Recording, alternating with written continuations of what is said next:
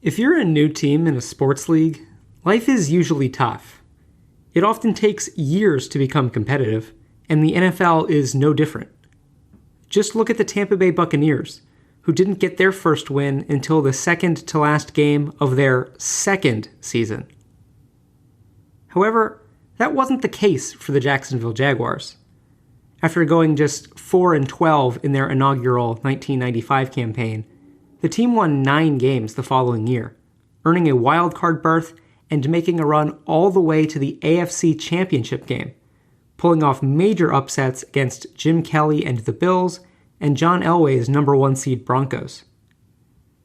After coming up just shy of the Super Bowl in only their second season, the Jaguars kept their momentum going with consecutive 11-5 seasons, making the playoffs 2 more times and winning their first division title in 1998, while the Broncos won back-to-back championships. In all, the Jaguars made the playoffs 3 times in their first 4 years, as many as the other 6 teams to join the league post-merger combined. The 1999 offseason was busy. Elway and Barry Sanders retired. The Tennessee Oilers became the Titans. The Cleveland Browns rejoined the NFL after being inactive for 3 seasons. I was also born during this offseason, so you could say it was a pretty important time for the world.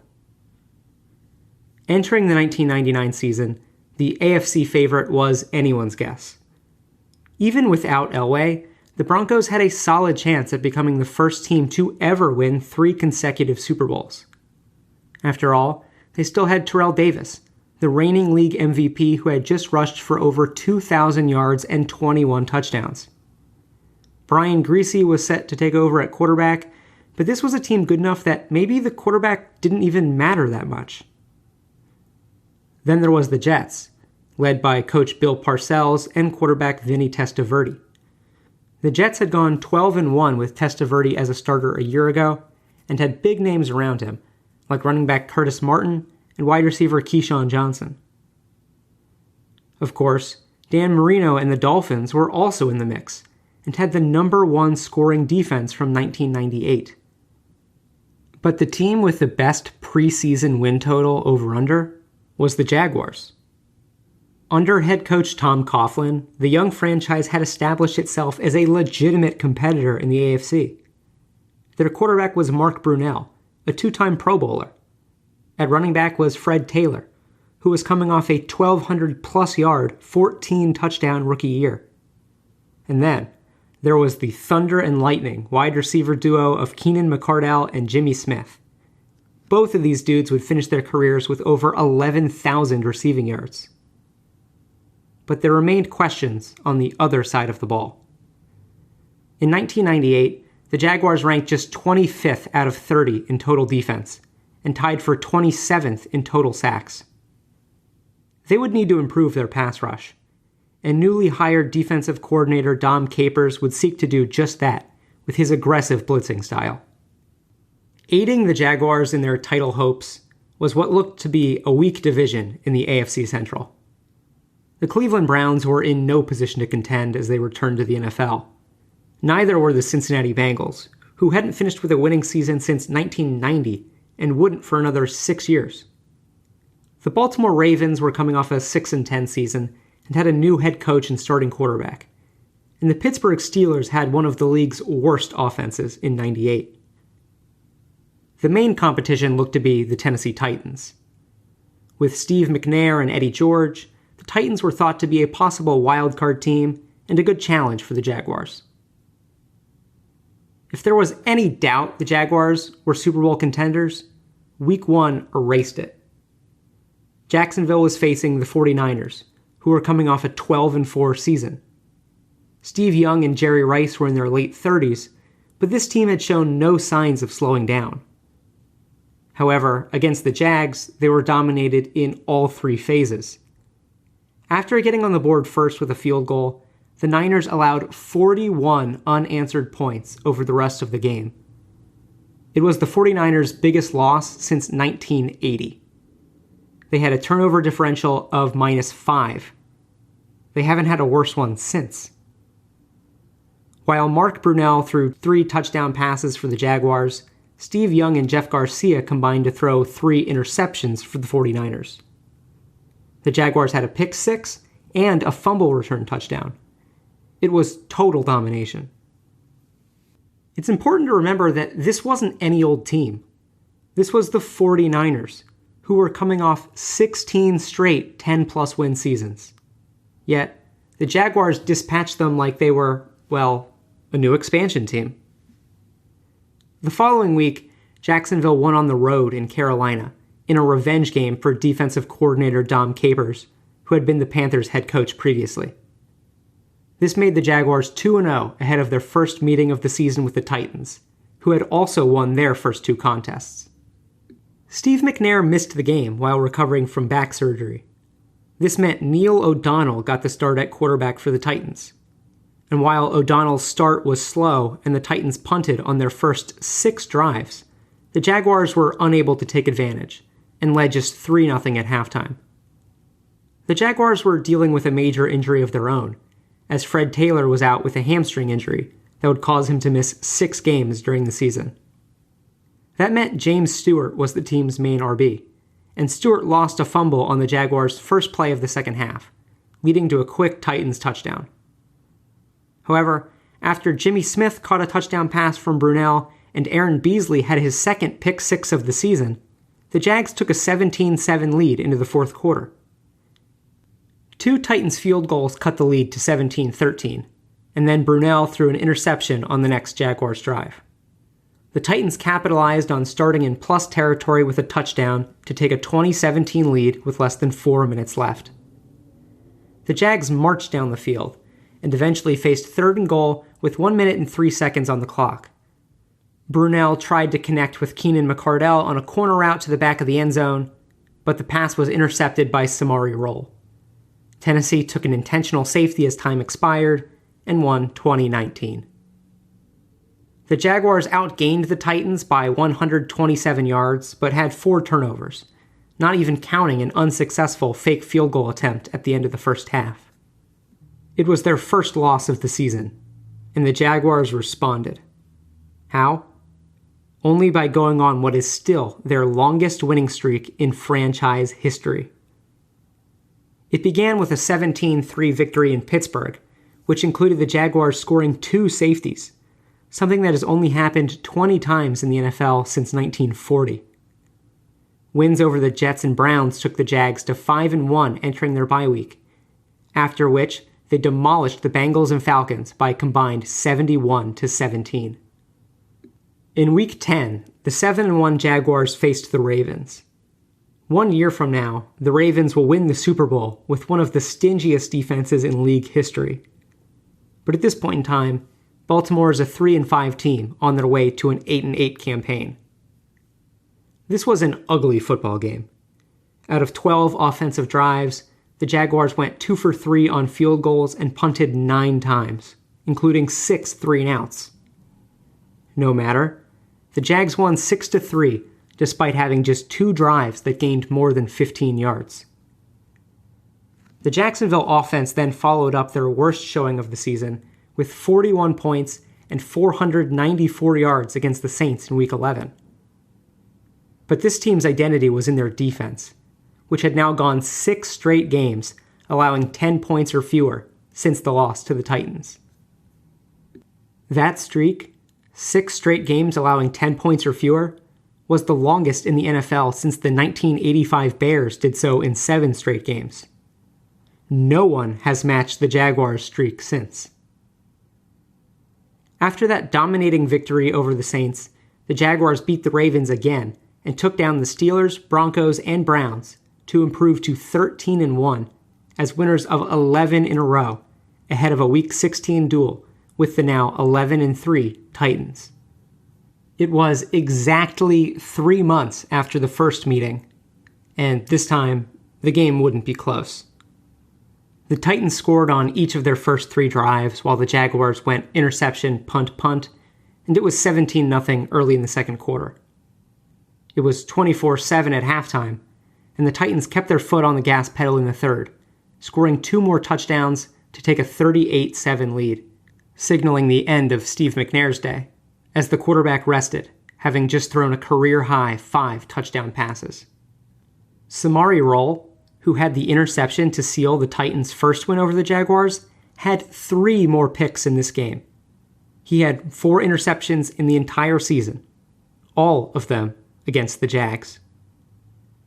After not having allowed more than 24 points in a game all season, the Jaguars fell 41-14 in Tennessee, giving the Titans a regular season sweep.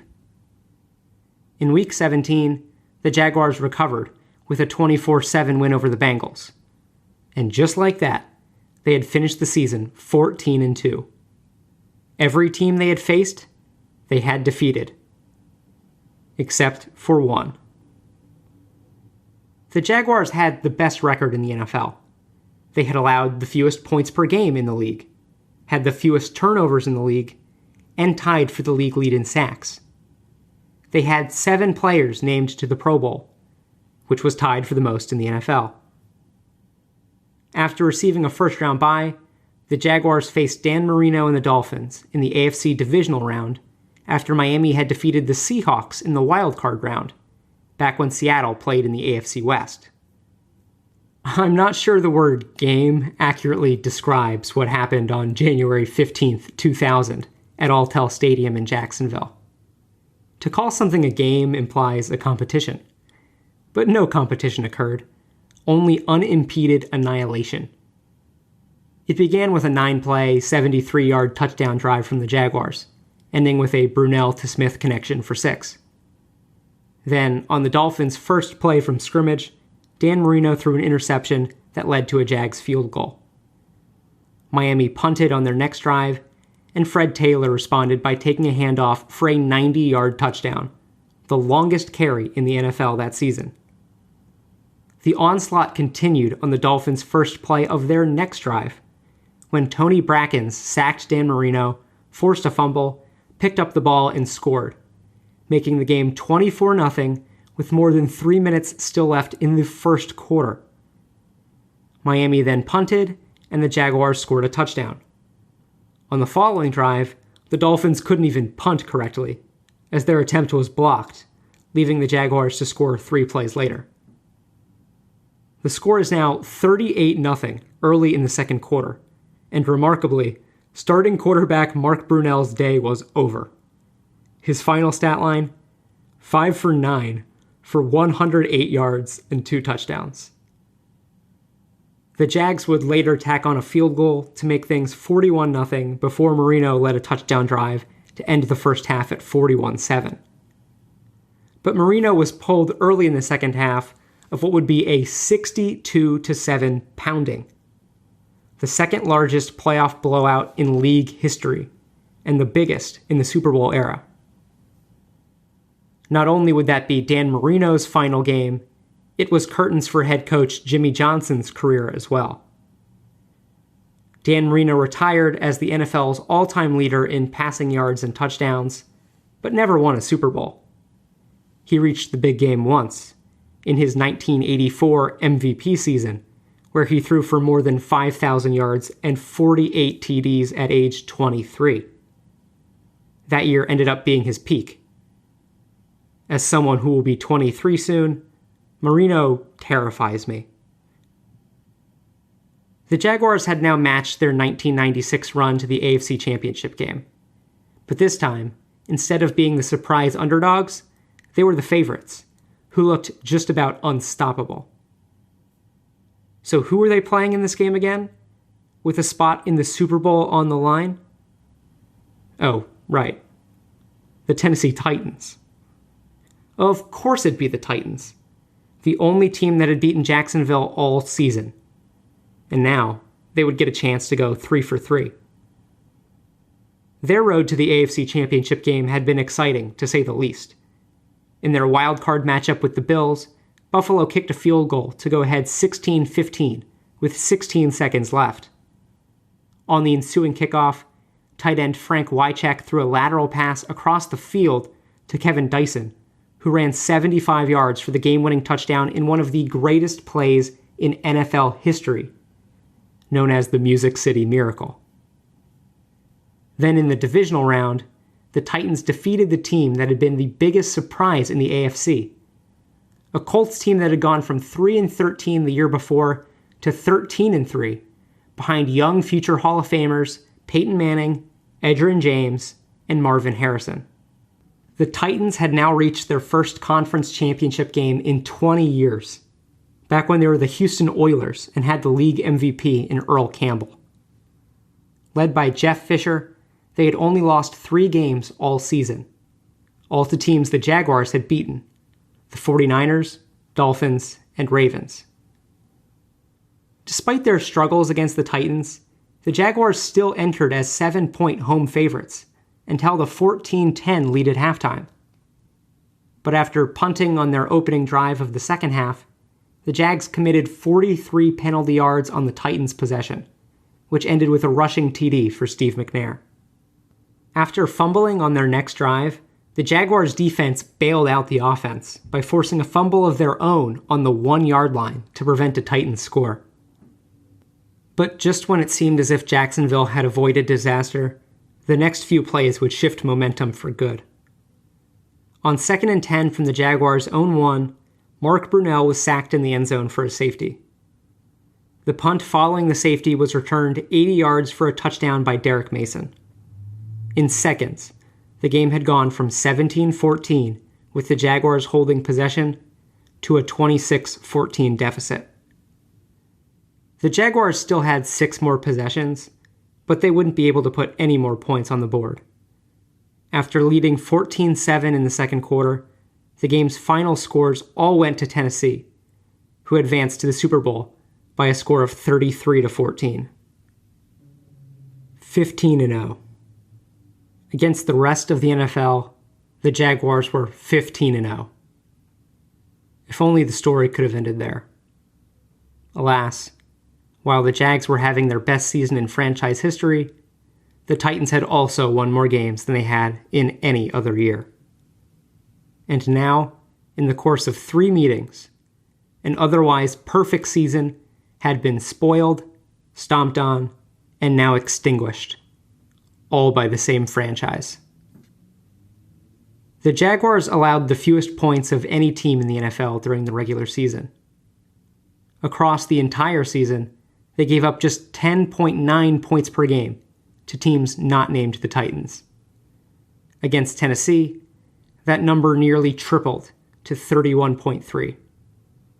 They turned the ball over 13 times across 3 games against the Titans, including 6 times in the AFC Championship game.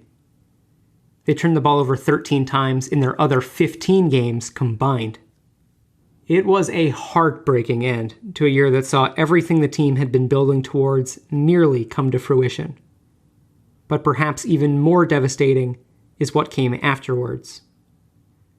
Following the 1999 season, the Jaguars were one of 2 teams to make the playoffs in each of the previous 4 seasons, along with the Vikings. Over that time, no one in the NFL had more receiving yards than Jimmy Smith. Sure, the end to 1999 was disappointing, but they would be back. Or so everyone thought. The Jaguars failed to make the playoffs in Tom Coughlin's final 3 seasons as head coach. After making the playoffs 4 times in 4 years, the Jaguars have returned to the postseason only 3 times in the 22 seasons since, falling each time to Tom Brady and the Patriots. The 99 Jaguars had everything it took to win the Super Bowl.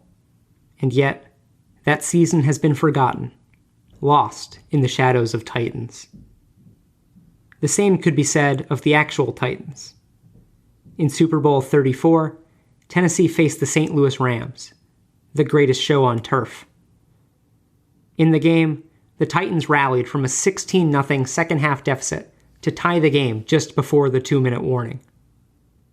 On the Rams' first play in what was thought to be a 2-minute drill to win the game, Kurt Warner connected with Isaac Bruce for a 73-yard touchdown, making the game 23-16. Steve McNair came up huge to get his team down to the Rams' 10-yard line for one final play.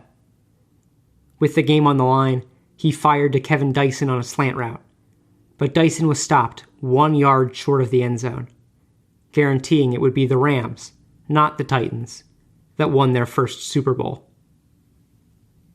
As this series will show, sometimes you run into someone just a bit better.